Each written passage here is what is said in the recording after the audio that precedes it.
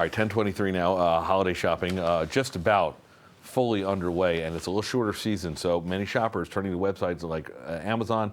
It's not uncommon to find one product being sold by 6 or more different vendors, or what happens if you can't find that item at all. Some of these folks selling your stuff a little less than scrupulous. So let's find out how to tell scrupulous from non-scrupulous with a very scrupulous man. No, that's not right. No, you're non-scrupulous. Joining us, ahead of a Connecticut firm looking to protect shoppers, the CEO of Patu. Patu. Welcome, Fred Dimian. Nice to have you here. Pleasure to be here. I got to tell you, we were talking during the break, and I could probably talk to this man for a few hours, and we would just barely scratch the surface on the things that you need to be worried about or concerned about when it comes down to shopping this season. But the number one tip that you have for folks that are doing online shopping is what? If you're not familiar with a website, the holiday season is not the time to investigate websites. Right. Buy the sites you're familiar with, that you're registered on, Amazon, eBay, Walmart.com. The ones you've heard of. Correct. We'll get back to that in a second. Talk about Patu. You started this 5 years ago with one person, that would be you, and built it up quite nicely over the last couple of years into how many folks?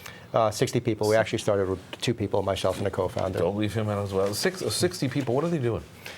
They are doing account management, working with 500 of the largest brands in the world. They're building the technology behind the scenes to be able to service those brands. And the technology itself in terms of finding fraudulence out there, getting harder to do these days or easier? It's getting easier for us, but the online sellers are getting pretty savvy, so they're constantly changing their techniques, and we have to evolve quicker than they do. I would imagine this is your Super Bowl. It is. Yeah. As you go into the holiday shopping season, how do you prepare for it? As a buyer, I would say prepare just like you do for going into brick and mortar. Have a list, know what stores you're going to, investigate what items you want. Hold on to your wallet, never let go. Exactly. Right? You mentioned earlier, trust obviously the sites that you had heard of. That's, I think, harder to do these days because we get inundated. I have 2 emails, one just for shopping and one for my personal stuff.